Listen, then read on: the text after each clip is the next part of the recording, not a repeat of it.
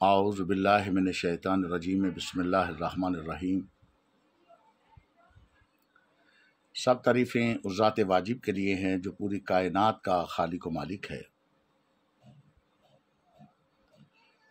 اور درود و سلام محمد و آل محمد علیہ الصلوۃ والسلام کے لیے جو نہ صرف یہ کہ موجب تخلیق کائنات ہیں بلکہ آپ کی عزت، عظمت، مقام اور مرتبہ یہ بھی ہے کہ جن و انس اور ملائکہ و انبیاء تو رہے ایک طرف، خود خالق و مالک بھی آپ پر درود و سلام بھیجتا ہے۔ ان اللہ و ملائکتہ یصلون علی النبی یا ایھا الذین آمنوا صلوا علیہ وسلموا تسلیما۔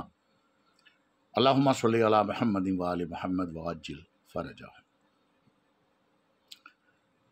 مدینۃ العلم چینل کے تمام سامعین و ناظرین السلام علیکم و تحفہ یا علی علیہ الصلوۃ والسلام مدد۔ عزیزان، اہل بیت کون ہیں؟ پہلا پارٹ آپ ملاحظہ کر چکے ہیں، آپ کی ذوق سماعت کی نظر کر چکا ہوں۔ میں نے وعدہ کیا تھا کہ اب یہ فرق بتاؤں گا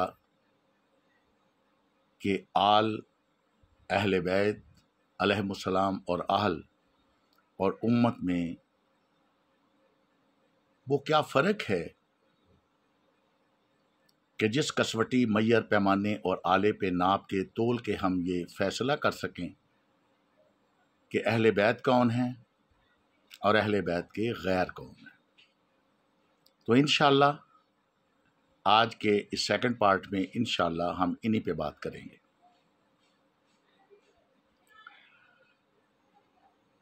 یہاں پہ یہ بھی عرض کر دوں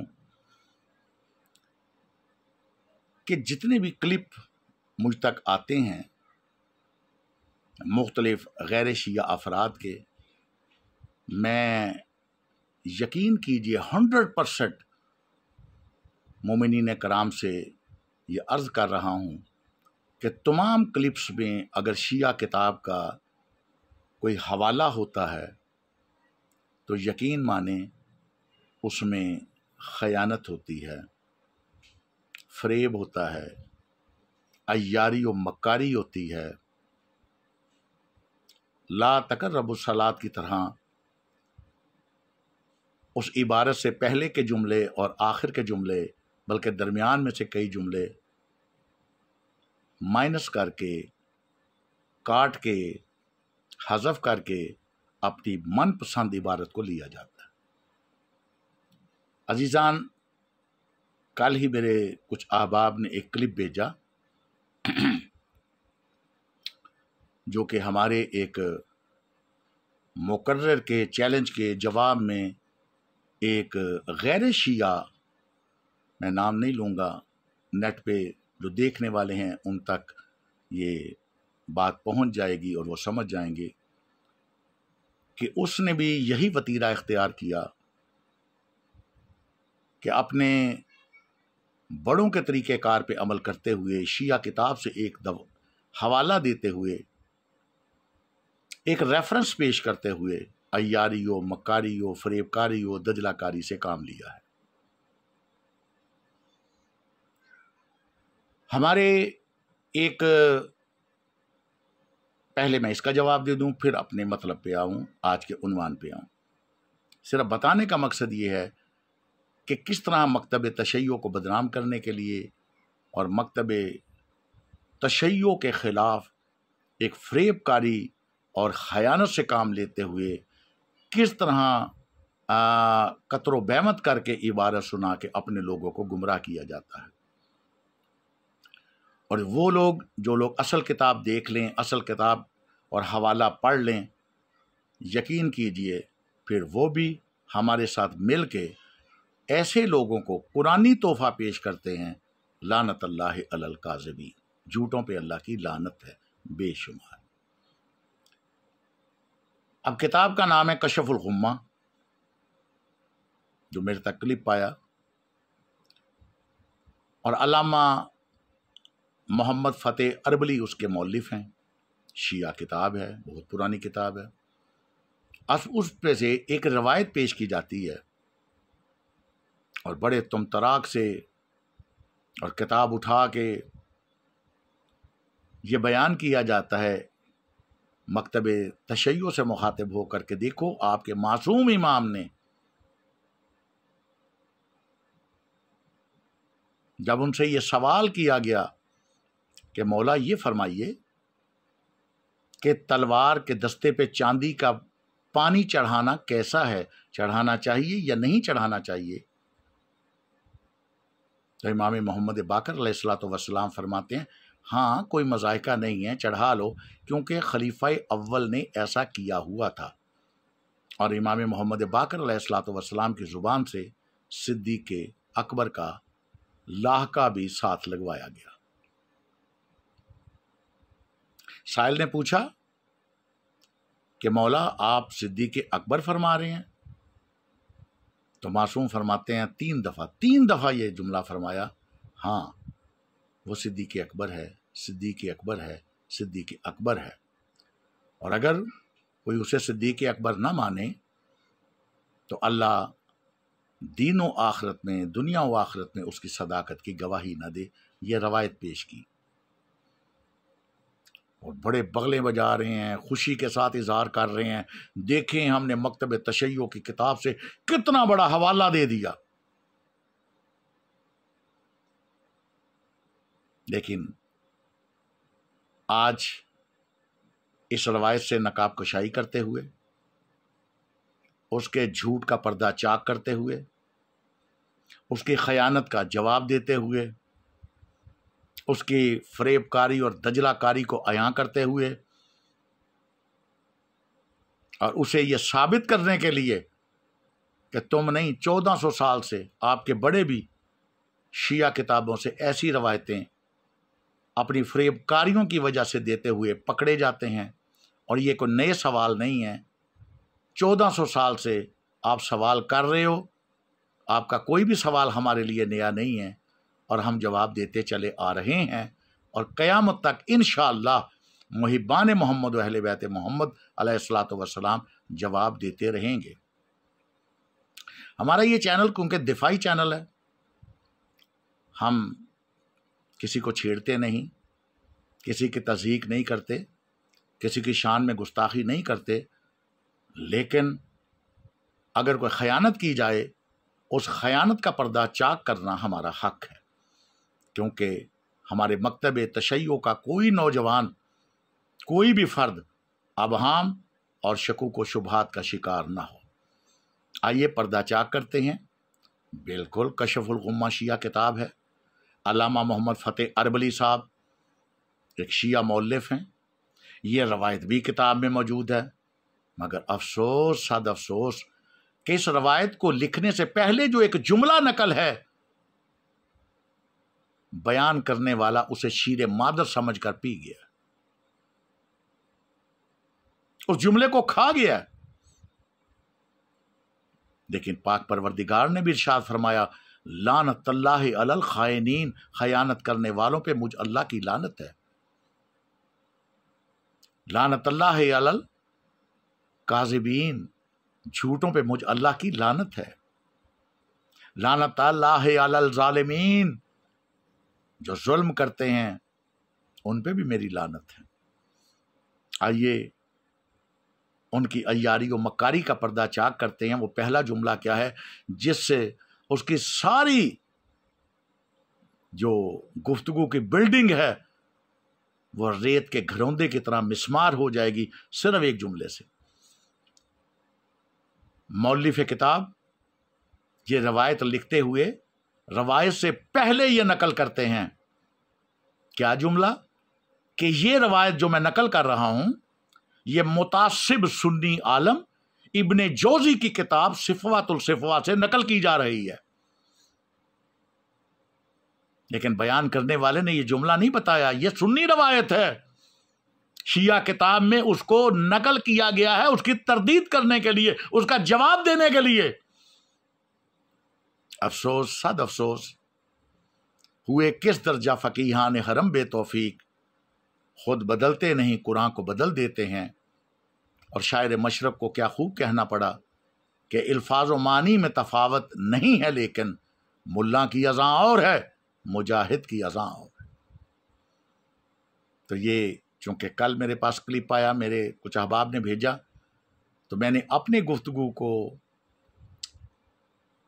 شروع کرنے سے پہلے ضروری سمجھا کہ کم از کم اس کلپ کا جواب دے دوں، اور اگر میں نے مناسب سمجھا تو اس کلپ کو میں اینڈ پہ لگا بھی دوں گا، تاکہ جو سننے والے سامعین و ناظرین ہیں ان تک اعتراض بھی پہنچ جائے، اور اعتراض کا جواب میں پہلے دے چکا ہوں یہ بھی پہنچ جائے، اور دشمن کی عیاری و مکاری سے آپ آگاہ بھی ہو سکیں۔ بہت شکریہ۔ آمدن برسر مطلب اہل بیت کون ہے؟ سامعین و ناظرین، افسوس یہ ہے کہ لوگوں نے یہ سمجھ لیا کہ جس آل کا ذکر قرآن میں آیا ہے اس آل سے مراد سارے ہی ہوتا ہے۔ سارے مین سب، سب مین تمام۔ عزیزان، ایسا ہرگز نہیں ہے۔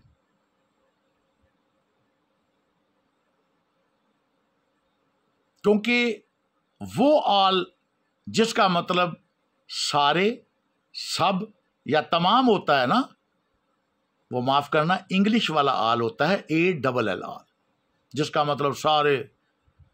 لیکن قرآن مجید فرقان حمید انگریزی میں نازل نہیں ہوا، وہ عربی میں آیا ہے۔ عربی میں آل کے معنی کچھ اور ہیں،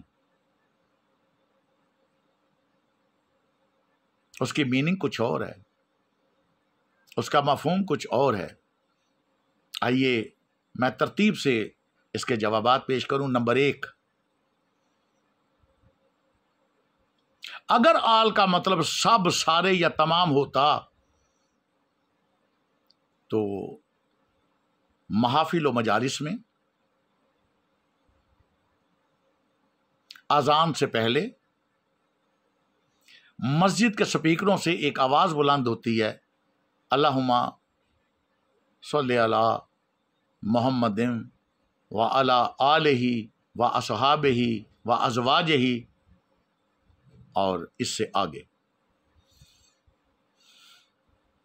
عزیزان، لمحہ فکریہ ہے اور مقام غور و فکر بھی۔ اگر آل کا مطلب سارے، سب یا تمام ہوتا تو فقط اتنا ہی کافی تھا، وعلی آلہ، پیغمبر اکرم صلی اللہ علیہ وآلہ وسلم کے ساتھ ساری امت اس ایک آل کے لفظ میں شامل ہو جاتی۔ مگر یہ ادائیگی کرنے والے جانتے وہ بھی ہیں کہ آل اور ہے، اصحاب اور ہے، ازواج اور ہیں۔ اسی لیے تو کہا والا آلہ واصحابہ وازواجہ۔ جادو وہ جو سر چڑھ کے بولے، حق وہ جو بیگانوں کی زبان سے بھی ادا ہو۔ تو جو آل کا مطلب سب، سارے یا تمام کرتے ہیں، انہی کی زبان نے یہ الفاظ کی ادائیگی الگ الگ کرتے نظر آ رہی ہیں۔ یہ دلیل اس امر کی ہے کہ ان سب میں فرق ہے۔ یہ پہلی دلیل ہے، اور اس کے بعد میں ایک دوسری دلیل اور پیش کرتا ہوں، اور دوسری دلیل ہے کہ اگر آل میں سبھی شامل و داخل ہیں تو جس طرح علی و فاطمہ و حسنین کا آل میں شامل ہونا قرآن و حدیث سے اظہر من الشمس ہے، کوئی ایک بھی ایسی متفقہ روایت دکھائی جا سکتی ہے کہ پیغمبر اکرم صلی اللہ علیہ وآلہ وسلم نے کبھی اپنی کسی زوجہ کو یا اپنے کسی صحابی کو اہل بیت کے لفظ سے، لقب سے ملقب کیا ہو؟ دیکھیے نا، میری یا آپ کی اہل بیت وہ جنہیں میں یا آپ کہوں، اور میری اہل بیت کو پتہ ہے نا کہ ہم سید صاحب کی اہل بیت ہیں، اور آپ کی اہل بیت کو بھی معلوم ہے کہ آپ کے گھر والے یا جو اہل بیت ہیں وہ آپ کی اہل بیت ہیں. تو یہی تو چیلنج ہے امت مسلمہ کے سامنے کہ کبھی پیغمبر اکرم صلی اللہ علیہ وآلہ وسلم نے کبھی بھی اپنے کسی اصحابی یا زوجہ کو اہل بیت کے لقب سے ملقب کیا ہو، یا کبھی کسی صحابی یا زوجہ نے یہ تکرار کیا ہو، دعویٰ کیا ہو کہ ہم اہل بیت میں شامل ہیں. کوئی روایت دکھا دی جائے. یہ روایت کا نہ ہونا ہی اس امر کی دلیل ہے کہ آل اور ہیں، اصحاب اور ہیں، ازواج اور ہیں. آئیے اب پوائنٹ نمبر 3. آیہ درود کے مطابق محمد و آل محمد علیہ الصلوۃ والسلام پر آل محمد، ان اللہ و ملائکتہ یصلون علی النبی یا ایھا الذین آمنوا صلوا علیہ وسلموا تسلیما. محمد و آل محمد علیہ الصلوۃ والسلام پہ درود و سلام بھیجنے والوں میں ادرو قرآن کلام خدا خود پاک پروردگار بھی لا شریک ہو کر اس عبادت میں شریک ہے. اگر آل سے مراد تمام امت مسلمہ ہے تو کون نہیں جانتا کہ امت مسلمہ میں تو ہر طرح کا بندہ شامل و داخل ہے، کیونکہ اس عنوان پہ میرے کافی لیکچر موجود ہیں کہ اسلام اور ہے، مسلمان اور ہیں. عزیزان، ہم نے ہر دور میں اسلام کو مولوی کے آئینے میں دیکھا کہ جو مولوی نے کہا اسے اسلام سمجھ لیا. کبھی یہ جرات ہی نہیں کی کہ مولوی کو بھی اسلام کے آئینے میں دیکھ لیں کہ جو مولوی کہہ رہا ہے وہ اسلام ہے بھی یا نہیں.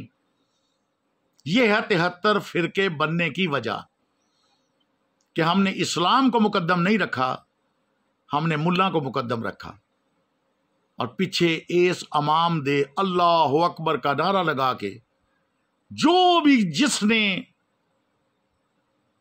مولوی ملا نے کہہ دیا ہم نے اسے ہی حقیقی اسلام مان لیا. یہ ہماری جہالت کا سب سے بڑا منہ بولتا ثبوت ہے. اب امت مسلمہ میں تو گناہ گار بھی ہیں، خطا کار بھی ہیں، بدکار بھی ہیں، سیاکار بھی ہیں، بہت برے برے عمل کرنے والے بھی ہیں. میں پاک ہستیوں کا نام لے رہا ہوں، وہ الفاظ کچھ منہ پہ زبان پہ نہیں لا سکتا. بہت برے برے اعمال کے مرتکب حضرات بھی مسلمانوں میں موجود ہیں، کون نہیں جانتا؟ تو مجھے بتائیے کہ آل محمد پہ تو درود اللہ بھیج رہا ہے، اور اگر آل کا مطلب سارے سب یا تمام ہے تو کیا وہ پاک پروردگار اور اس کے ملائکہ اور سب مومنین جس میں انبیاء بھی شامل ہیں وہ بھی ان گناہگار بدکار سیاکار اور ان پہ درود بھیج رہے ہیں؟ اللہ بھیج رہا ہے؟ استغفر اللہ استغفر اللہ. نہیں، اللہ جن پہ درود بھیج رہا ہے وَمَلَائِكَتَهُ، اور ملائکہ جس پہ درود بھیج رہے ہیں، اور یا ایھا الذین آمنوا سب مومنین جن پہ درود بھیج رہے ہیں وہ اور ہیں، اور جو درود بھیجنے والے ہیں وہ اور ہیں. کن کے لیے امام شافعی نے کہا من لم یصلی علیکم لا صلاۃ لہ، کہ جو کوئی بھی درود نہ پڑھے اپنی نماز میں اس کی نماز ہی قبول نہیں. یہ کون ہے جو کوئی؟ یہ جو کوئی کون ہے؟ جن پر بھیجا جا رہا ہے وہ آل رسول ہیں، اور جو کوئی اور درود جو بھیجنے والے ہیں وہ اور ہیں. یہ دلیل ہے اس امر کی کہ اللہ ہر ایک پہ درود و سلام نہیں بھیجتا، بلکہ اللہ تعالیٰ تو ان پہ درود و سلام بھیجتا ہے جن کے لیے خود ارشاد فرماتا ہے انما یرید اللہ لیذھب عنکم الرجس اہل البیت ویطہرکم تطہیرا، کہ جن کی عزت و عظمت اور پاکی اور عصمت کی گواہی خود اللہ دے کہ مجھ اللہ کا یہ ارادہ ہے، لیذھب عنکم الرجس، سورہ الاحزاب ہے 22واں پارہ ہے، آیت کا نشان 33 ہے 33۔ مجھ اللہ کا یہ ارادہ ہے، اور اللہ کا ارادہ حادث نہیں ہوتا، میں اکثر کہا کرتا ہوں، زمانے کا محتاج نہیں ہوتا، بس جب سے وہ ہے ہم نہیں جانتے وہ کب سے ہے، جب سے وہ ہے اس کا یہ ارادہ ہے، کیا؟ لیذھب، میں دور رکھوں۔ عزیزان یہاں پہ کچھ لوگ ترجمہ کرتے ہیں کہ دور کروں، نہیں، ذہب ہے، خرج نہیں ہے، لیذھب ہے، لیخرج نہیں ہے۔ اگر دور کرنا ہوتا تو لیخرج کا لفظ ہوتا، لیذھب دور رکھوں، ذہب ہے دور رکھوں، عنکم الرجس، ہر طرح کے گناہ کو، ہر طرح کی برائی کو، اور ہر طرح کے رجس کو، کن سے؟ اہل البیت، اپنے مصطفیٰ کی اہل بیت سے، ویطہرکم تطہیرا، اور اتنا پاک و طاہر رکھوں جتنا میں رکھ سکتا ہوں۔ عزیزان اگر میں یہ کہوں کہ یہ میں نے جتنی اچھی گفتگو کر سکتا تھا میں نے کی، تو مجھ سے بہتر بھی تو کرنے والے موجود ہوں گے نا۔ اگر کوئی کارپینٹر یہ کہے کہ میں نے یہ فرنیچر بنایا، بس میں نے اپنی صلاحیتوں کو تمام کر دیا اور اس سے بہتر میں نہیں بنا سکتا، تو اس سے بہتر بھی کوئی کاریگر تو ہوں گے نا جو اس سے بہتر فرنیچر بنانے والے ہوں۔ کوئی ٹیلر ماسٹر یہ کہے کہ یہ جناب سوٹ میں اس سے بہتر نہیں بنا سکتا، مگر کوئی اور ٹیلر درزی تو اس سے بہتر سوٹ بنا سکتے ہیں نا۔ ایک بلڈنگ، بنگلہ، کوٹھی بنانے والا اگر یہ کہے کہ میں نے اپنی مہارت کا اخیر کر دیا اور میں نے جو بھی اپنا فن تھا اس کا بھرپور استعمال کرتے ہوئے بہترین بنگلہ، اس سے بہتر بنگلہ میں نہیں بنا سکتا، مگر اس سے بہتر کاریگر بھی تو موجود ہوں گے نا۔ عزیزان ہر خوب سے خوب تر ہے، ہر کمال کے اوپر کمال ہے، مگر اب سوچنا میرا جملہ کہ اب جن کے لیے اللہ فرما دے کہ میں ان ذوات مقدسہ سے اتنا رجس دور رکھوں گا جتنا میں رکھ سکتا ہوں، اب بتائیے کہ اس جملے کی کوئی حد بتا دیجئے کہ کیا اس سے بہتر بھی کوئی بتا سکتا ہے؟ بس جن سے ہر طرح کی برائی اور گناہ کو اللہ دور رکھے انہیں ہی شریعت کی اصطلاح میں معصوم کہا جاتا ہے، اور ان پہ درود بھیج کر اور ان کے دامن سے متمسک ہو کر، ان کی پیروی کر کر، ان کے نقش قدم پہ چل کے گمراہی سے جو بچنا چاہیں، جو بچ جائیں وہ اور ہیں، اور جن کے دامن سے متمسک ہو کر گمراہی سے بچا جائے وہی شریعت کی اصطلاح میں معصوم ہیں اور پاک ہیں۔ یہ پوائنٹ نمبر 3 تھا کہ اللہ تعالیٰ ہر کسی پہ درود و سلام نہیں بھیجتا۔ آئیے پوائنٹ نمبر 4، یہ میں پچھلی کسی اپنی اس میں بھی گزارش کر چکا ہوں کہ قرآن مجید سورہ الاحزاب 22ویں پارے اور 33 نمبر آیت میں جو لفظ استعمال ہوا ہے وہ اہل بیت لفظ استعمال نہیں ہوا۔ ذرا قرآن دوبارہ کھول لیجئے اور پڑھ لیجئے یا مجھ سے آیت دوبارہ سن لیجئے۔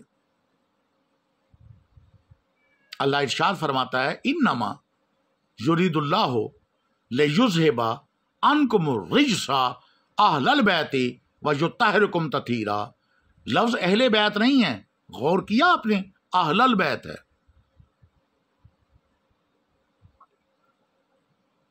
عزیزان اہل بیت ہے 2 الفاظ کا مجموعہ، اہل اور بیت۔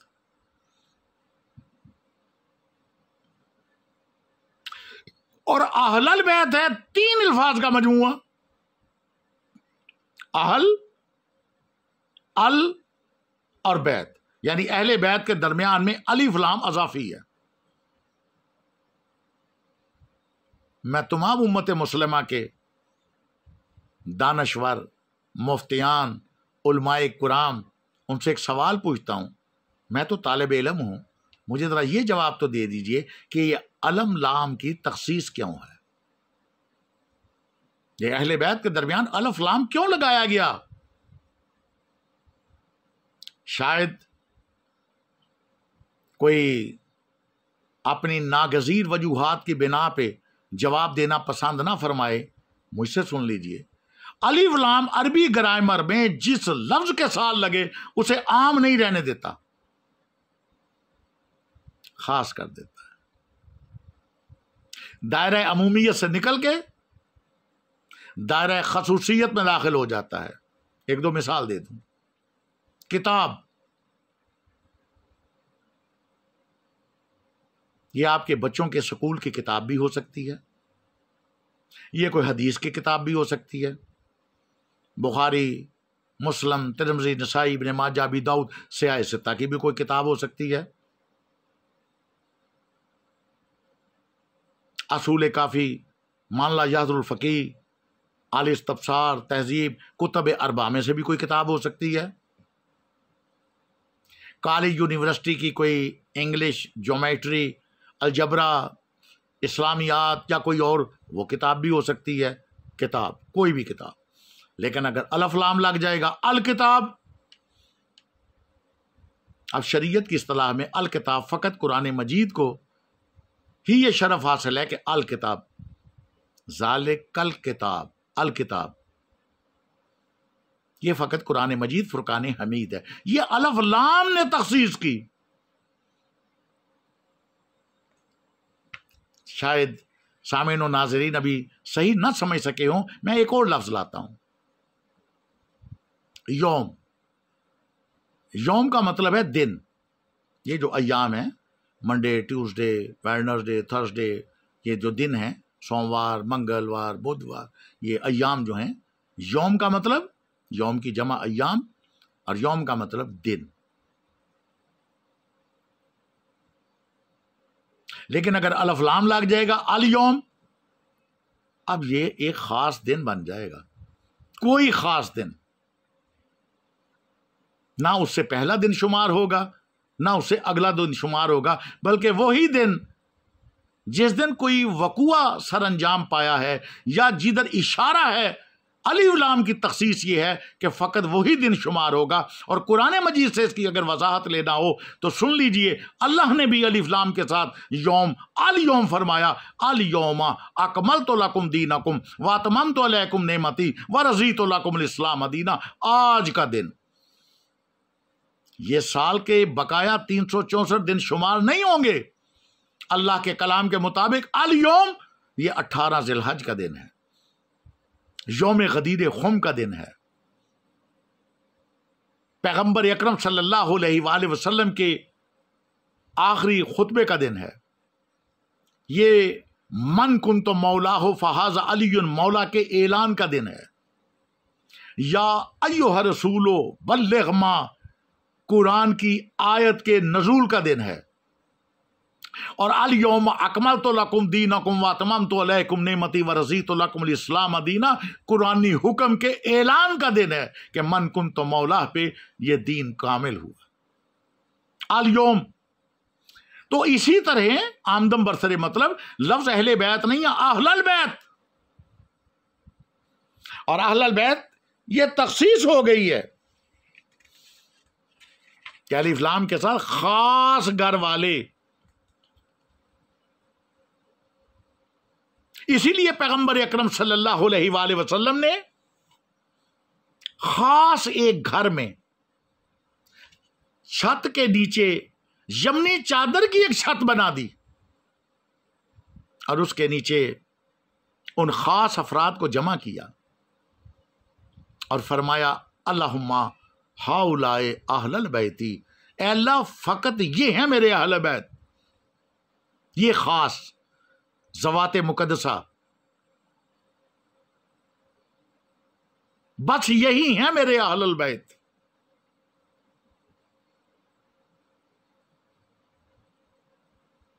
کہ جن پہ یمنی چادر ہے۔ اور میں یہاں پہ عرض کروں،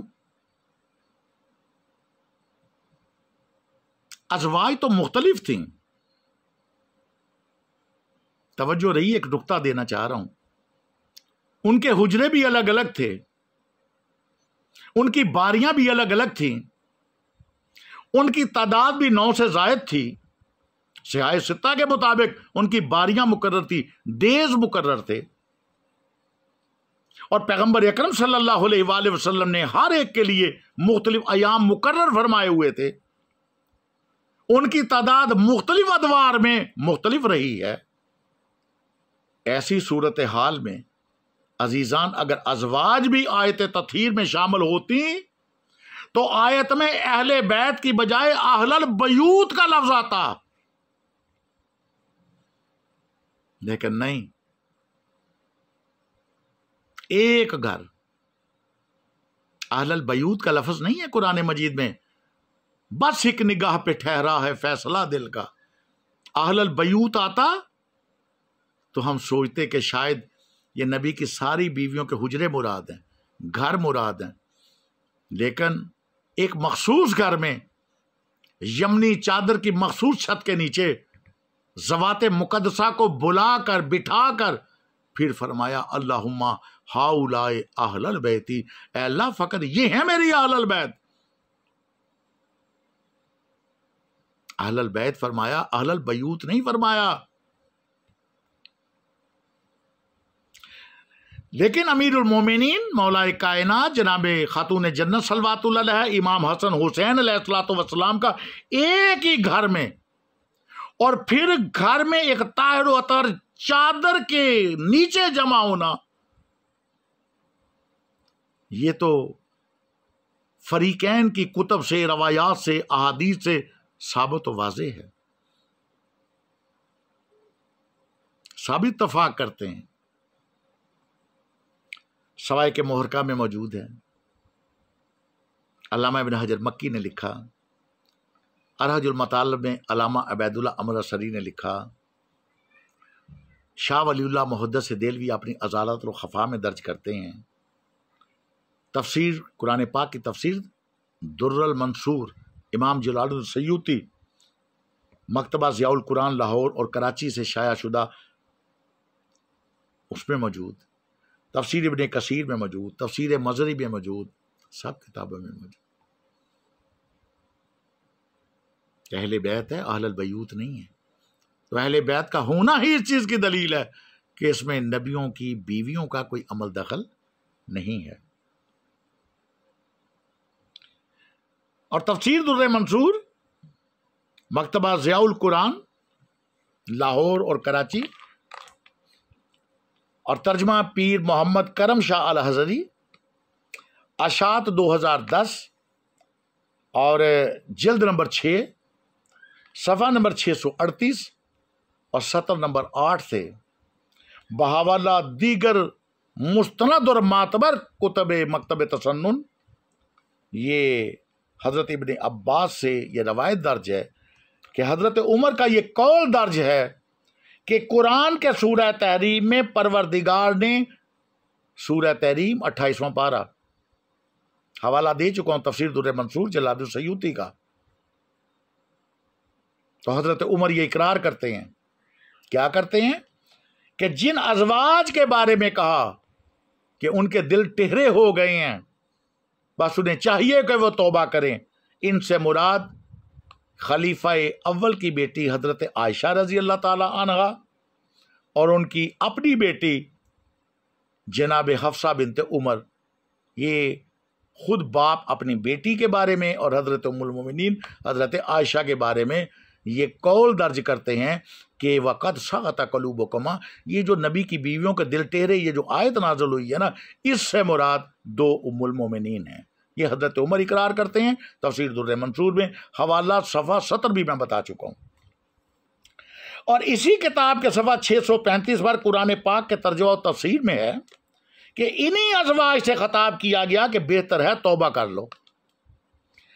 تفسیر ابن کثیر جلد 4 سطر 5 پر ہے کہ جب ام سلمہ نے کہا کہ کیا میں بھی ان میں سے ہوں، تو آپ نے فرمایا ایک طرف ہو جاؤ، یعنی آپ ان میں شامل نہیں ہیں، اور سطر نمبر 15 پہ فرمایا کہ دور ہو جاؤ، یعنی یہ مقام آپ کا نہیں ہے اس سے دور ہٹ جاؤ۔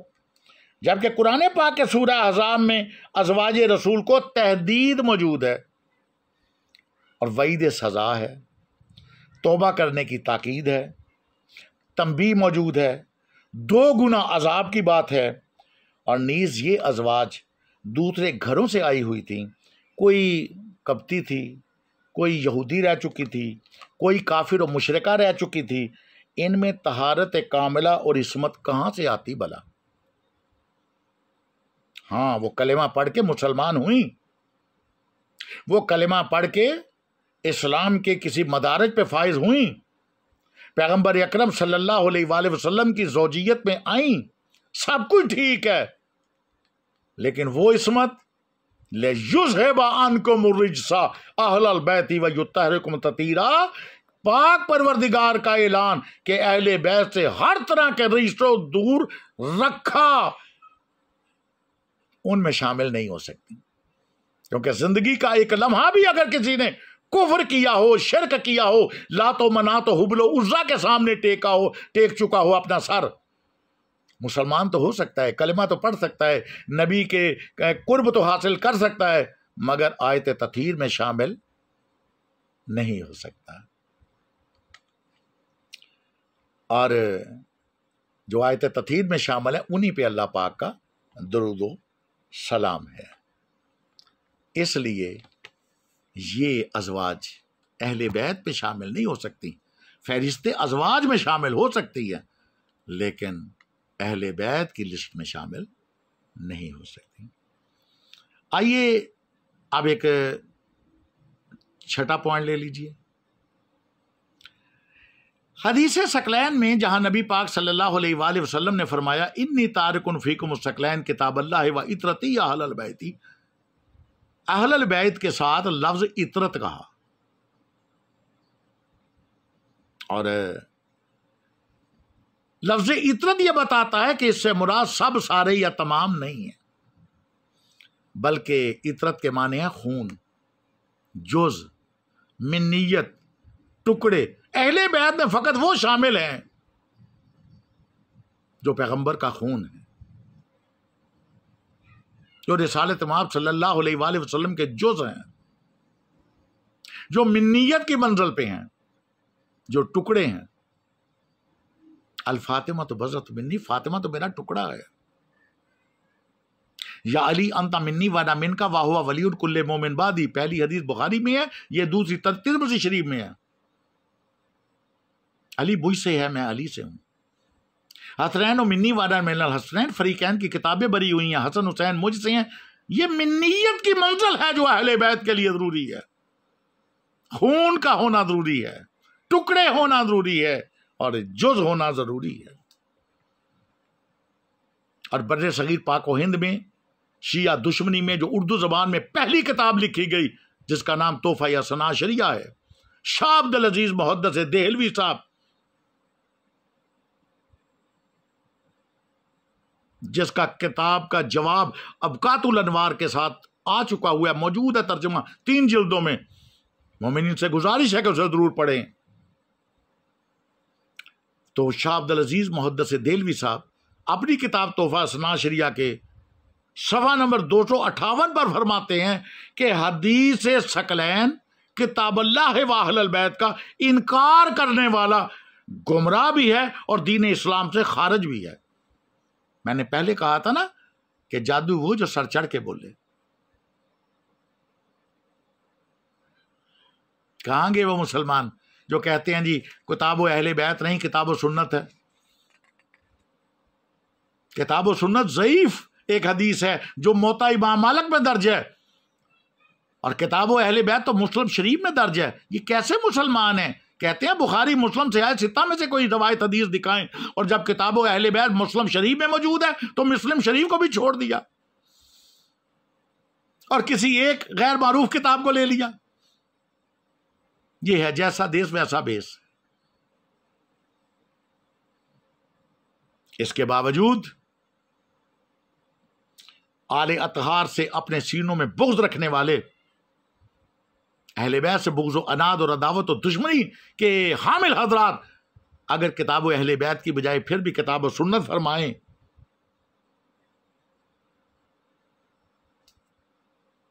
تو یہ ان کی جہالت نہیں تو اور کیا ہے۔ سنت بھی تو اسے ہی کہتے ہیں نا جو پیغمبر اکرم صلی اللہ علیہ وآلہ وسلم چھوڑ کے جائیں۔ لَقَدْ كَانَ لَكُمْ فِي رَسُولِ اللَّهِ أُسْوَةٌ حَسَنَةٌ، تو جب مسلم شریف میں موجود ہے کہ میں کتاب و اہل بیت چھوڑ کر جا رہا ہوں تو یہ دونوں چیزیں ہی سنت ہیں، نبی ان دونوں کو چھوڑ کے گئے ہیں۔ معاذ اللہ ایسا نہیں ہے کہ پیغمبر صبح کے وقت کچھ اور فرمایا کرتے تھے اور شام کے وقت کچھ اور فرمایا کرتے تھے، نہیں، جہاں کتاب و سنت آئے گا اس کا مطلب بھی کتاب و اہل بیت ہے، کیونکہ چھوڑ کے نبی دو چیزیں ہی گیا، ایک اللہ کی پاک کتاب ہے، دوسری میری اہل البیت ہے جو میری عطرت ہے، خون ہے، جز ہیں، ٹکڑے ہیں۔ اور یہی وجہ ہے کہ سورہ ہود کی 73 نمبر آیت میں قرآن پاک میں حضرت ابراہیم کی بیوی جناب سارہ کو بھی اہل البیت کہا گیا۔ لوگ ہمیں اعتراض کہتے ہیں نا کہ شیعہ کہتے ہیں کہ نبی کی بیویاں اہل البیت میں شامل نہیں، تو یہ دیکھیے سورہ ہود کی 73 نمبر آیت میں حضرت بی بی سارہ کو جناب ابراہیم علیہ السلام کی اپنا اہل بیت میں شامل کیا گیا۔ میں اس کا جواب بھی کسی کلپ میں دے چکا ہوں، آج دوبارہ لے لیجئے کیونکہ آج یہ عنوان چل رہا ہے۔ عزیزان، سورہ ہود کی 73 نمبر آیت سر تسلیم خم ہے، چشمے ماں روشن دل ماں شاد۔ ہم قرآن کے ایک ایک لفظ کو، ایک ایک حرف کو صحیح سمجھتے ہیں، مگر کیا کیا جائے کہ خائنینوں، ناصبینوں، خارجینوں، ظالمین جن کا کام ہی خیانت کاری ہے، دجلہ کاری ہے، مکاری ہے، عیاری ہے، وہ اس آیت میں بھی دھوکہ کرتے ہیں۔ یہ کہنا کہ شیعہ نبی کی بیویوں کو اہل بیت نہیں مانتے جبکہ ابراہیم کی بیوی اہل بیت میں ہے، ظالموں پہلے پتہ تو کرو کہ یہ لفظ اہل بیت حضرت بی بی سارہ کے لیے آیا کیوں؟ اگر نبی کی بیوی اہل بیت میں شامل ہوتی تو حضرت سارہ کے لیے اہل بیت کا لفظ آیا تو حضرت بی بی ہاجرہ کے لیے بھی آتا۔ جاؤ چیلنجر دکھاؤ حضرت بی بی ہاجرہ کے لیے قرآن مجید میں اگر اہل بیت کا لفظ موجود ہو، یا کسی نبی کی بیوی کے بارے میں موجود ہو، بتائیے، دکھائیے، چیلنج ہے تمہیں۔ تو سامعین و ناظرین کے لیے میں جواب دے دوں کہ یہ ابراہیم کی بیوی حضرت بی بی سارہ کے لیے کیوں لفظ اہل بیت استعمال ہوا؟ عزیزان، اس لیے کہ حضرت ابراہیم کی بیوی حضرت بی بی سارہ یہ ابراہیم کی زوجہ بعد میں تھی، پہلے جناب ابراہیم علیہ السلام کی چچا کی بیٹی تھی، چچا زاد تھی، خونی رشتہ تھا۔ قرآن پڑھنا اور بات ہے، رٹنا اور بات ہے، قرآن فہمی اور بات ہے۔ پہلے انبیاء کے حالات تو دیکھیں، تفسیریں تو پڑھ کے دیکھیں۔ یہ نبی کے چچا کی بیٹی ہیں حضرت بی بی سارہ، جس کی وجہ سے یہ اہل البیت میں شامل ہیں۔ جس طرح مولا کائنات علی بن ابی طالب علیہ السلام نبی کے چچا کے بیٹے ہونے کی نسبت سے اہل بیت میں شامل ہے، اسی طرح ابراہیم کی یہ جو کزن ہے، چچا کی بیٹی ہے، یہ بھی اہل بیت میں شامل اس لیے ہے کہ خونی رشتہ ہے، خونی تعلق ہے۔ یا ابراہیم کی کسی اور بیوی کے لیے لفظ اہل بیت دکھا دو۔ تو پیغمبر اکرم صلی اللہ علیہ وآلہ وسلم کی جو ازواج ہیں ان کی لسٹ مرتب کیجئے اور ان میں سے ثابت کیجئے کہ نبی کے چچا کی بیٹی کون ہے۔ اگر ہے تو ہم اہل بیت میں شامل کرتے ہیں، اور اگر نہیں تو آپ کی ضد قرآن پاک اور احادیث مبارکہ سے متصادم ہے۔ اپنے الفاظ واپس لے لیجئے، ایسا نہیں ہو سکتا۔ اور پھر پیغمبر 7 نمبر پوائنٹ، پیغمبر اکرم صلی اللہ علیہ وآلہ وسلم نے یہ بھی ارشاد فرمایا کتاب و اہل بیت کے بارے میں، لن یفترقان حتی یرد الی الحوض، یہ قرآن اور اہل بیت آپس میں جدا نہیں ہوں گے حتیٰ کہ حوض کوثر پہ مجھ تک پہنچے۔ عزیزان، ایک چیلنج ہے، جس طرح نبی پاک صلی اللہ علیہ وآلہ وسلم نے فرمایا کہ میں تم میں 2 چیزیں چھوڑ کر جا رہا ہوں، ایک اللہ کی پاک کتاب ہے، دوسری میری عطرت ہے جو میری اہل البیت ہے، ان سے تمسک رکھو، ان کی پیروی کرو، ان کے نقش قدم پہ چلو، ان کے دامن کے ساتھ متمسک ہو جاؤ تاکہ تم گمراہی سے بچ جاؤ۔ تو 1400 سال پہلے فیصلہ نہ ہو گیا گمراہی کا اندیشہ کدھر ہے اور کن کے پیچھے چل کے گمراہی سے بچا جا سکتا ہے۔ اور یہ جدا نہیں ہوں گے۔ پیغمبر اکرم صلی اللہ علیہ وآلہ وسلم کا یہ فرمان چیلنج ہے کہ کائنات کی کسی ضعیف سے ضعیف روایت سے کیا یہ ثابت کیا جا سکتا ہے کہ جس طرح اللہ کے رسول نے فرمایا اصحاب و ازواج اپنی امت میں کہ میں تم میں دو چیزیں چھوڑ کر جا رہا ہوں، اللہ کی پاک کتاب اور دوسری اپنی اطرت جو میری اہل البیت ہے، اس طرح کبھی اہل بیت کو بھی کہا ہو کہ میں تم میں دو چیزیں چھوڑ کر جا رہا ہوں، ایک اللہ کا پاک قرآن ہے اور دوسرے اصحاب چھوڑ کے جا رہا ہوں، یا ازواج چھوڑ کے جا رہا ہوں، یا امت چھوڑ کے جا رہا ہوں، ایک ضعیف سے ضعیف روایت ثابت کر دیجیے جو کہ صبح قیامت تک آپ ثابت نہیں کر سکتے۔ یہ قرآن سے جدا نہیں، قرآن ان سے جدا نہیں۔ اہل بیت نے تو نوکے نیزہ پہ چڑھ کے، دھڑ الگ ہے، سر الگ ہے، قرآن سنا کے بھی لوگوں کو ورطہ حیرت میں ڈال دیا اور بتا دیا، درس عبرت دے دیا۔ ہمارے نانا کا فرمان تھا قرآن ان سے جدا نہیں، ہم قرآن سے جدا نہیں، ہمارے سر دھڑ سے الگ کر سکتے ہو مگر قرآن کو ہم سے جدا نہیں کر سکتے۔ بتائیے ایسا کو واقعہ ازواج کے بارے میں بھی، اور قیامت تک کے لیے چھوڑ کے گئے۔ اہل بیت کا نمائندہ قیامت تک موجود ہے۔ اگر ازواج بھی اہل بیت میں شامل ہوتی تو کوئی ایک بتا دیجئے کہ نبی کی کوئی بیوی بھی تو قیامت تک موجود ہونی چاہیے تھی نمائندگی میں ازواج کی، جیسا کہ ہرگز ایسا نہیں ہے۔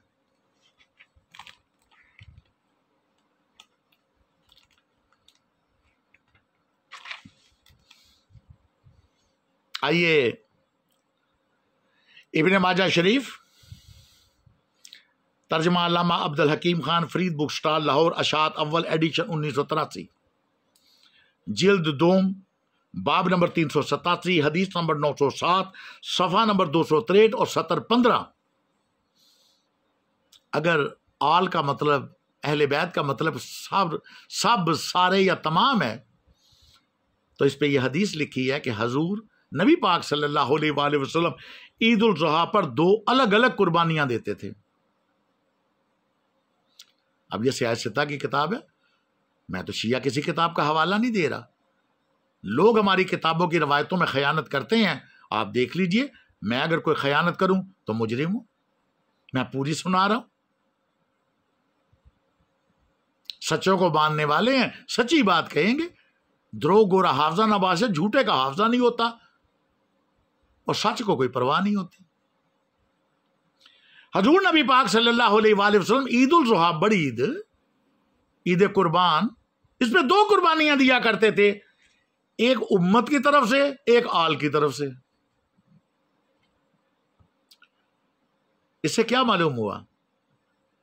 نبی پاک صلی اللہ علیہ وآلہ وسلم کے طرز عمل سے الگ الگ قربانیاں دے کے قیامت تک کے لیے سمجھا دیا، آل اور ہیں، امت اور ہے۔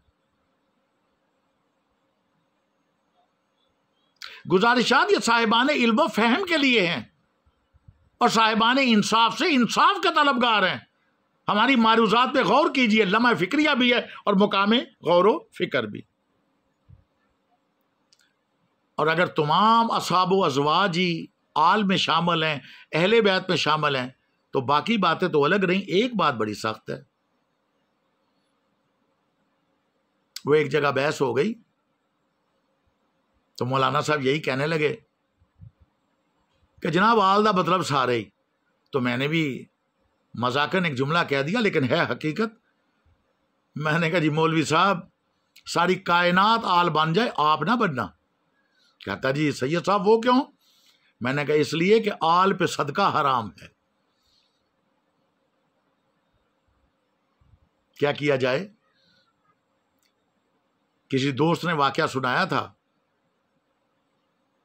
کہ حدیثوں میں موجود ہے ہر آفت کو صدقہ کھا جاتا ہے، ہر بلا کو صدقہ کھا جاتا ہے، ہر مصیبت پریشانی کو صدقہ کھا جاتا ہے۔ تو میرا بہت عزیز دوست ہے، وہ کیا کہنے لگا کہ شاہ صاحب ہر بلا، پریشانی، مصیبت، غم اس کو صدقہ کھا جاتا ہے، مگر ملا ایسی بلا ہے جو صدقہ بھی کھا جاتا ہے۔ تو میں نے مولانا صاحب سے کہا کہ ساری کائنات آل بن جائے، آپ نہ بننا۔ کیوں؟ کہ آل پہ صدقہ حرام ہے۔ اور تیرا تو گزارا ہی جمعرات کی روٹیاں، شبراتوں کے حلوے، عید کی سوئیاں، بقرعید کی کھالیں، تراویوں کی روٹیاں، میں کیا کیا گنواؤں؟ تو یہ سارا صدقہ خیرات پہ تو چل رہا ہے، اور صدقہ خیرات پہ چل کے، صدقہ خیرات کو کھا کے ان پہ بھونک رہا ہے کہ جن پہ صدقہ ہی حرام ہے۔ سوچنا ضرور۔ اور یہ صدقہ جو حرام ہے یہ آپ بخاری شریف سے دیکھ سکتے ہیں۔ بخاری شریف میں جلد اول صفحہ 640، مسلم شریف وغیرہ وغیرہ، مشکات، سنن نسائی، موطا امام مالک، اور سوائے کے مور کا سیرت النبی شبلی نمانی، فتوح البلدان علامہ بلادری، اور دیگر ارحج المطالب اور لغات الحدیث، 20 کتابوں میں ہر فریقین کی کتب ہے۔ میں تو کسی شیعہ کتاب کا بھی نام نہیں لے رہا، میں تو سب اپنے بھائیوں کی کتابوں کے نام لے رہا ہوں۔ ہر ایک میں ہے کہ آل پہ صدقہ حرام ہے، اور تو جن کا گزارا ہی سارا صدقے خیرات پہ ہو وہ بھی کہیں کہ ہم بھی آل ہیں، استغفر اللہ۔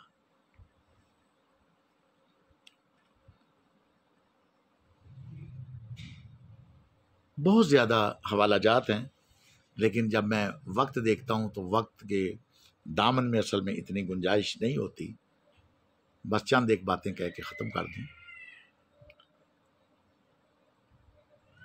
جب اہل بیت کی آیت آئی نا، انما یرید اللہ لیذھب عنکم الرجس اہل البیت ویطہرکم تطہیرا، تو کتابوں میں موجود ہے، اور یہ اندازہ کیجئے کہ اپنا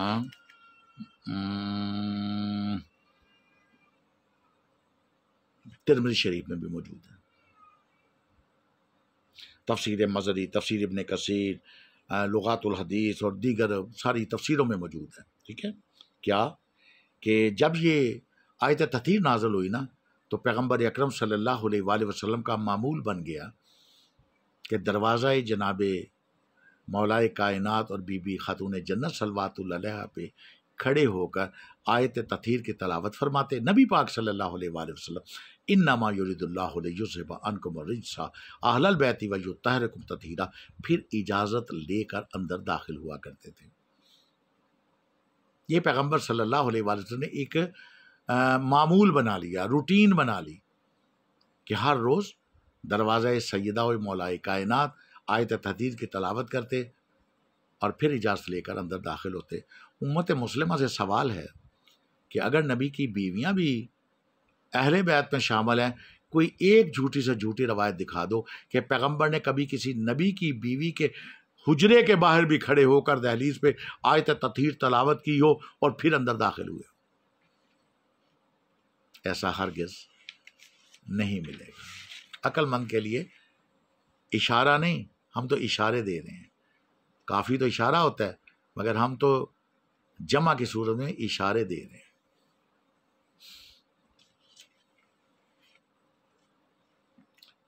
اس کے علاوہ بہت زیادہ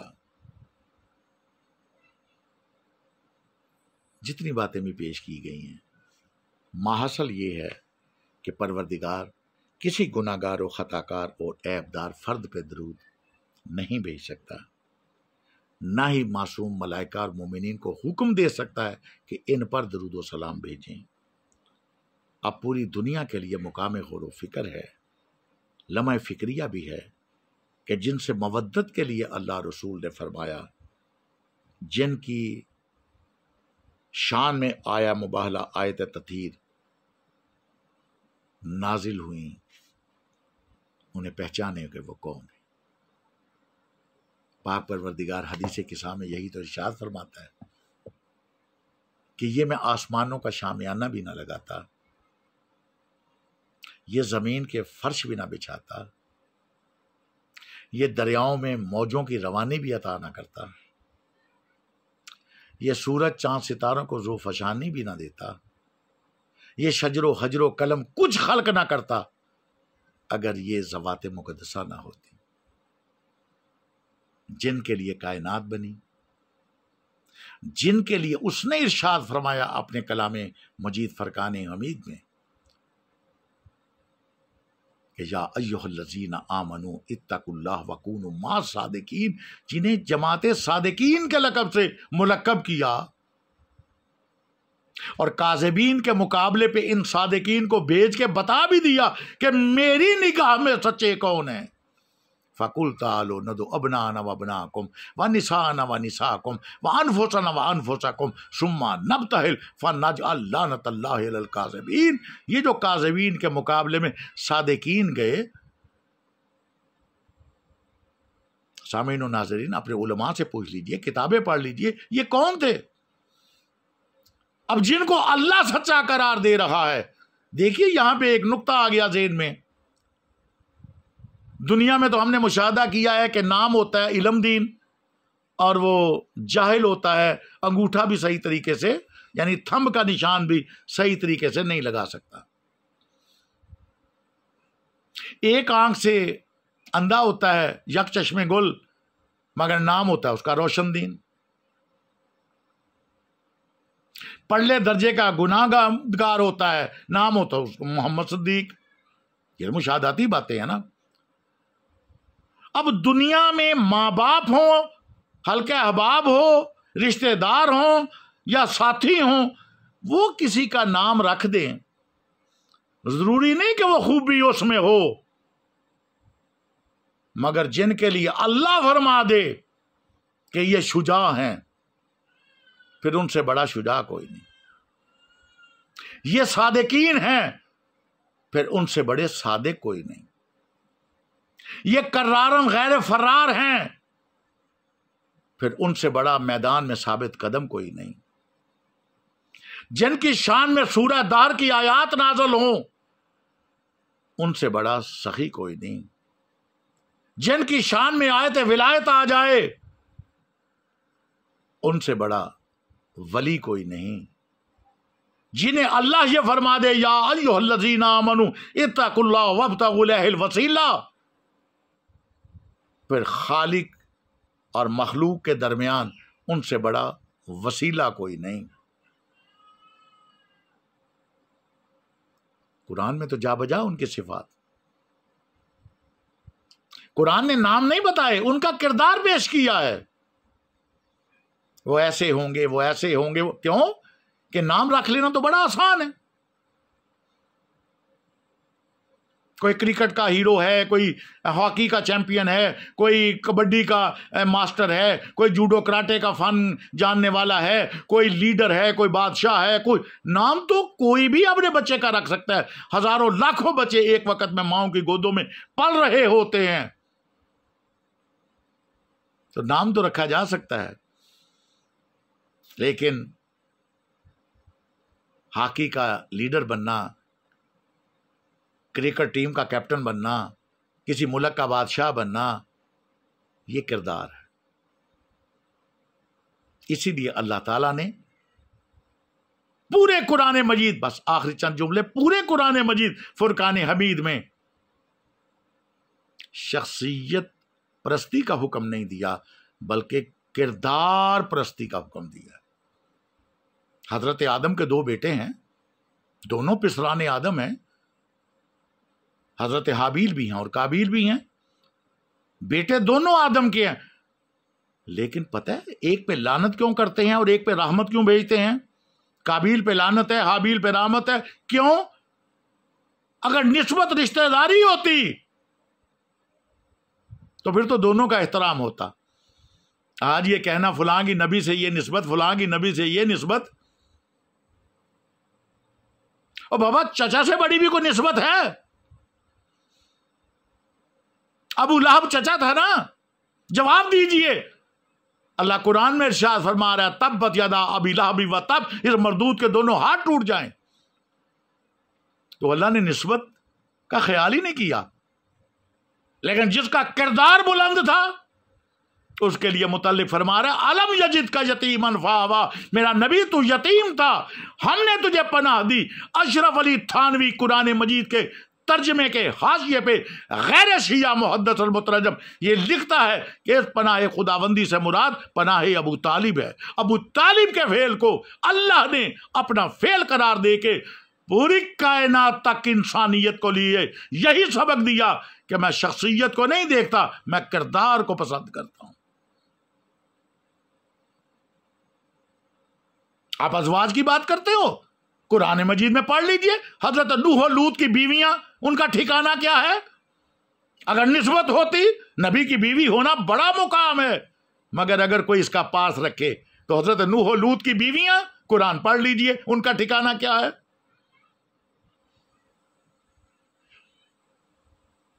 حضرت نوح کا بیٹا، کتنی بڑی نسبت ہے اولاد ہونا، مگر مقام قرآن مجید میں دیکھ لیجئے کیا ہے؟ کیوں لعنت ہے اس پہ؟ اس کے نیگیٹو کردار کی وجہ سے۔ حضرت موسیٰ کی زوجہ حضرت صفورہ نبی کی بیوی بھی ہے، نبی کی بیٹی بھی ہے، مگر کردار اگر اچھا نہیں تو تفاسیر پڑھ لیجئے کیا مقام ہے۔ کتنے واقعات آپ کو بتائے جائیں۔ تو قرآن مجید نے شخصیت پرستی کا حکم نہیں دیا، ہمیں یہ مت بتاؤ کہ فلاں کی نسبت یہ ہے، فلاں رشتہ دار ہے۔ نو، ہم رشتہ داری کو نہیں دیکھتے، ہم اس کے کردار کو دیکھتے ہیں، صفت دیکھتے ہیں کہ اس کے اندر صفت کیا ہے۔ اگر محمد و آل محمد علیہ الصلوۃ والسلام کا تابع دار ہے تو ہمارے سر ماتھے پہ، اور اگر گستاخ ہے پھر کوئی نسبت بھی، نبی کے بیٹے جیسی نسبت تو کسی کی نہیں نہ ہو سکتی، نبی کی بیوی جیسی نسبت تو کسی کی نہیں نہ ہو سکتی، نبی کی بیٹی جیسی نسبت تو کسی کی نہیں نہ ہو سکتی، نبی کے چچا جیسی نسبت تو کسی کی بھی نہیں نہ ہو سکتی۔ تو جب خونی رشتہ داروں کی کوئی قید نہیں ہے تو دوسرے رشتوں کی پھر کیا قید ہوگی؟ جب خونی نسبت کی کوئی قید نہیں ہے تو دوسری نسبت کی کیا قید ہوگی؟ بہت شکریہ۔ مقام غور و فکر ہے، غور و فکر ضرور کیجئے، شخصیت پرستی کو چھوڑ دیجئے اور کردار کو سلام کیجئے۔ جس کا کردار اچھا ہو، میرے شیعہ سنی بھائیوں، جو محمد و آل محمد علیہ الصلوۃ والسلام کا تابع دار ہو، وفادار ہو، جان نثار ہو، ان کی نالین کی جوتیوں کی مٹی بھی ہماری آنکھوں کا سرما۔ واما علینا الا البلاغ۔ آپ کا بہت شکریہ۔ اللہ حافظ، فی مان اللہ، یا علی مدد۔ کہ یہ جو لفظ 5 تن یا 5 کا عدد ہے، یہ ہم نے نہیں چنا، یہ اللہ کے رسول نے چنا ہے۔ جس وقت آیہ تطہیر نازل ہوئی، انما یرید اللہ لیذھب عنکم الرجس اہل البیت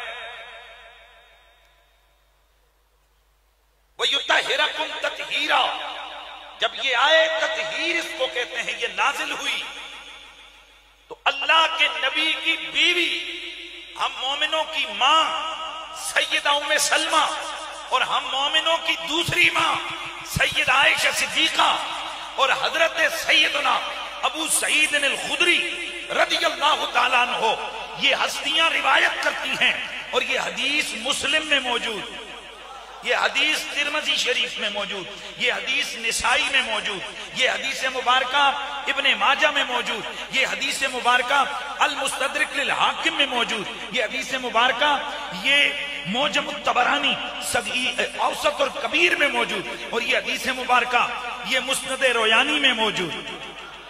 یہ جو حدیث میں عرض کرنے لگا ہوں، یہ حدیث کی 20 کتابوں میں موجود ہے۔ مشکات شریف کو اٹھائیے، اس میں بھی موجود ہے۔ المطالب العالیہ کو دیکھیے، اس میں بھی موجود ہے۔ مجموع الزوائد کو دیکھیے، اس میں بھی موجود ہے۔ اس کے علاوہ تفسیر ابن کثیر کو دیکھیے، تفسیر روح المعانی کو دیکھیے، تفسیر روح البیان کو دیکھیے، تفسیر طبری، تفسیر قرطبی، تفسیر الدر المنصور، تفسیر النظم الدرر، تفسیر محرر الوجیز، تفسیر ابن عبد السلام، تفسیر عبد السلام، اس کے علاوہ تفسیر ساوی علی الجلالین، تفسیر جمل علی الجلالین۔ یہ حوالے میں آپ کے سامنے عرض کر رہا ہوں، استجلاب الغرف میں موجود ہے، یہ رابع الموطا میں موجود ہے، اور اسی طرح خصائص کبریٰ میں موجود ہے، اور اسی انداز سے مرقات کے اندر موجود، اور اس کو طبرانی کے اندر روایت کیا گیا، اور یہی روایت جو میں عرض کرنے لگا ہوں اس کو امام ابن حجر نے فتح الباری کے اندر لکھا، عمدۃ القاری میں موجود ہے، صحیح حدیث ہے۔ یعنی جب حدیث کا حکم آ جائے کہ حدیث کیا ہے، صحیح حدیث ہے، تو صحیح حدیث میں موجود ہے، اللہ کے نبی کی بیوی حضرت ام سلمہ فرماتی ہیں کہ اللہ کے نبی نے مجھے دروازے پہ کھڑا کیا اور فرمایا اندر کوئی نہ آئے، پھر اللہ کے نبی نے علی کو بلایا، فاطمہ کو بلایا، حسن کو بلایا، حسین کو بلایا، اور چاروں جب آئے انہیں سامنے بٹھایا، پھر اپنی چادر اوپر ڈالی اور فرمایا اللہم ہؤلاء اہل بیتی، یا اللہ یہ میرے اہل بیت ہیں، انہیں پاک کر دے۔ حضور نے یہ کہا، پھر آیت پڑھی انما یرید اللہ لیذھب عنکم الرجس اہل البیت ویطہرکم تطہیرا۔ اب مجھے بتائیے یہ حدیث صحیح کے اندر بندے کتنے بیان ہوئے ہیں؟ نہیں یار ایسے نہیں بولنا ہے، ذرا اونچا بولیے، کتنے بندے بیان ہوئے ہیں؟ اور نبی نے دعا کیا فرمائی؟ یا اللہ انہیں کر دے تو پاک۔ رب نے آیت بھیجی، فرما میں نے کر دیا پاک۔ اس لیے ہم کہتے ہیں 5 تن۔ میرے نبی کا کلمہ پڑھنے والوں اب ذرا آگے بڑھو، میرے سونے نبی، پیارے نبی، سرور کون و مکان نے خود اس آیے مبارکہ کا شان نزول بیان فرمایا۔ میرے آقا نے خود فرمایا نزلت ہذہ الآیہ، یہ روایت طبرانی اوسط، طبرانی کبیر میں موجود، تفسیر طبری میں موجود، تفسیر قرطبی میں موجود، تفسیر در منصور میں موجود۔ میرے نبی نے خود اپنی زبان سے بیان فرمایا، فرمایا نزلت ہذہ الآیہ فی 5، اور یہ جو آیت تطہیر ہے یہ 5 تن کے بارے میں نازل ہوئی ہے۔ اللہ کے نبی نے خود فرمایا یہ آیت کس کے بارے میں نازل ہوئی ہے؟ بولو 5 تن۔ اس کے علاوہ 1 2 نہیں 20 حدیثیں ہیں جن میں اللہ کے نبی نے جب عدد بیان کیا تو 5 تن۔ کہیں فرمایا میں علی فاطمہ حسن حسین قیامت کو اکٹھے ایک ہی درجے میں اٹھیں گے۔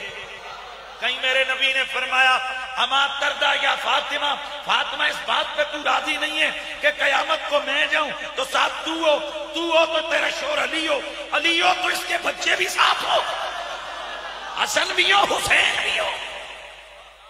20 حدیثیں ہیں جن میں یہ موجود ہے کہ اللہ کے نبی نے عدد کتنا بیان کیا؟ 5 تن۔ تو چونکہ تطہیر کا معنی یہ ہے پاکی والی آیت، پاکی بیان کرنے والی آیت، تو اس لیے اہل سنت و جماعت جب ان ہستیوں کو یاد کرتے ہیں تو کیا کہتے ہیں؟ 5 تن پاک۔